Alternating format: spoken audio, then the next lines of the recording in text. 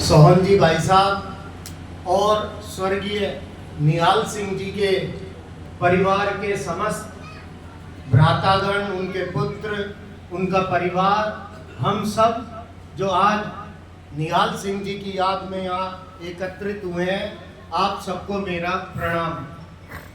मित्रों, पिछली पुण्यतिथि पे भी मैं यहाँ उपस्थित हुआ था। इस बार सुरेश जी का विशेष आग्रह था कि थोड़ा बहुत जाटों के इतिहास के बारे में बोले।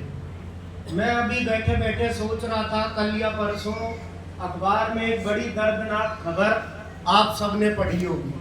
हमारे राजस्थान के ही एक गांव में जब किसी हमारे माता का निधन हुआ तो उनका एक पुत्र जो चिता लगाई गई शमशान में, उस पे लेट गया और कहा कि पहले मुझे वो चांदी के कड़े दिलाए जाएं, तब इन्हें अग्नि लगने दूंगा। आप में से ज्यादातर ने पढ़ी होगी। इस खबर से आप समझ सकते हैं कि हम एक कैसे दौर में जी रहे हैं। और उस दौर में एक इतना शानदार परिवार, जहां आज 2 साल 3 साल हो गए सरपंच साहब को हमारे बीच से गए हुए, और वो उनकी याद में कार्यक्रम न सिर्फ आयोजित कर रहे हैं, बल्कि उस कार्यक्रम में इस क्षेत्र के जनप्रतिनिधि, अधिकारीगण और आप और हम सब तमाम प्रबुद्ध लोग, और सबसे बड़ी बात हर समाज के लोग यहाँ उपस्थित हैं। इसके लिए मैं उनका बहुत बहुत आभारी हूँ, उनके परिवार। मित्रों, अगर हम जाट समुदाय की बात करें, संक्षेप में अपनी बात रखूंगा, तो ये इंडो आर्यन मूल के जाट माने गए हैं। इतिहासकारों ने जो लिखा है, रिसर्च करने वालों ने लिखा है। और जाट समाज की धूम अगर कोई सोचता है भारत तक है, तो वो गलती पे है। फ्रांस, जर्मनी, यूरोप तक में, और मिस्र जो देश है, उसको पूरा बसाने का श्रेय जाटों को दिया जाता है।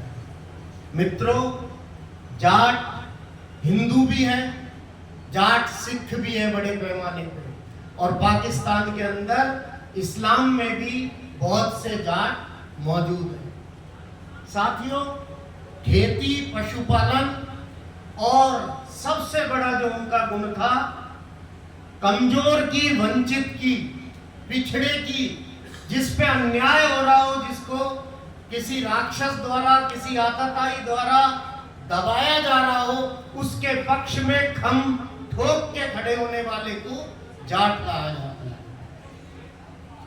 साथियों, प्राचीन युग के बाद जब मध्यकाल आया, तो जाट कई राजाओं के अधीन भी रहे, और कहीं कहीं उन्होंने अपने स्वतंत्र राज भी बनाए। मैं बात को छोटी करते हुए पिछले 200-300 साल की अगर बात करूं, तो मुगलों ने और अंग्रेजों ने जो हमारे ऊपर गुलामी थोपी, उससे डट के लोहा अगर किसी ने लिया पूरे देश में, तो उसमें अग्रणी कौमों में एक नाम जाट का आता है। साथियों, इन सारी बातों पे हमें गर्व होना चाहिए।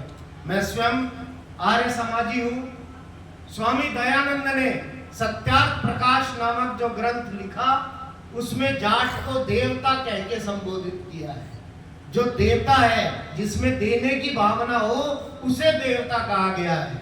लेने वाले को लेवता और देने वाले को देवता कहा गया है।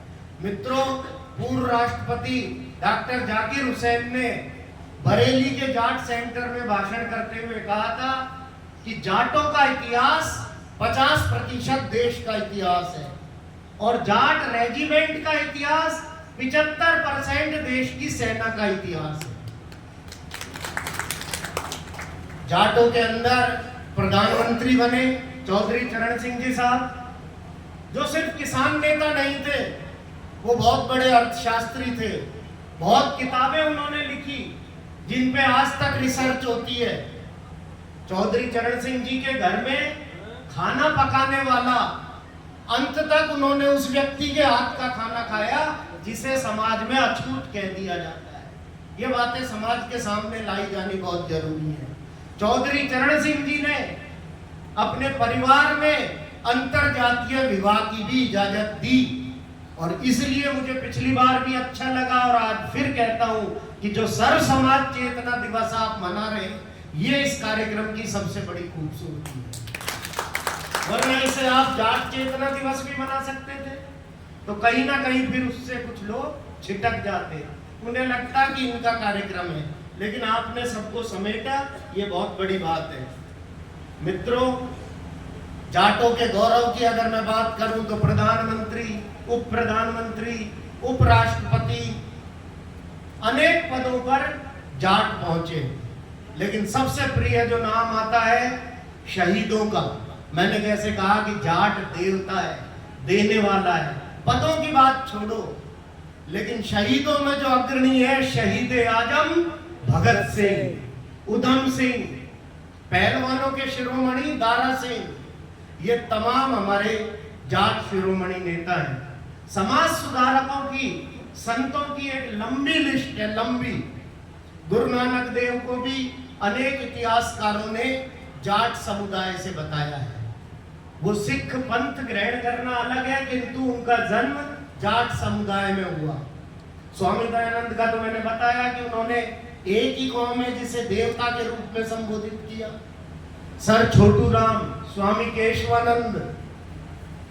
नेताओं में अगर बात करूं राजस्थान की भी, तो नाथुराम मिर्दा, कुंभाराम आर्य, रामनिवास मिर्दा, शीशराम ओला, परसराम मदेरणा, हरीश चौधरी, आज मतलब लंबी लिस्ट है।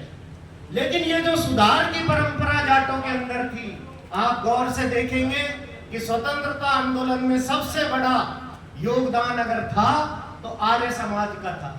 भगत सिंह के चाचा भी आर्य समाजी थे और उन्होंने यज्ञ के वक्त अपने उस भतीजे को देश के लिए, भारत माता के लिए समर्पित कर दिया था। राम प्रसाद बिस्मिल और अशफाक उल्ला खां एक साथ शाहजहांपुर के आर्य समाज के मंदिर में रहते थे और अंग्रेजों के खिलाफ योजना बनाते थे। आर्य समाज ने नींव भरी और उसके ऊपर आजादी का आंदोलन खड़ा हुआ। और आप देखेंगे पंजाब में, हरियाणा में, राजस्थान में, यूपी में और गुजरात तक में जाट समुदाय सबसे ज्यादा पुरानी पीढ़ी के लोग न सिर्फ आर्य समाज से जुड़े, बल्कि आजादी के आंदोलन में भी बढ़ चढ़कर उन्होंने भाग लिया।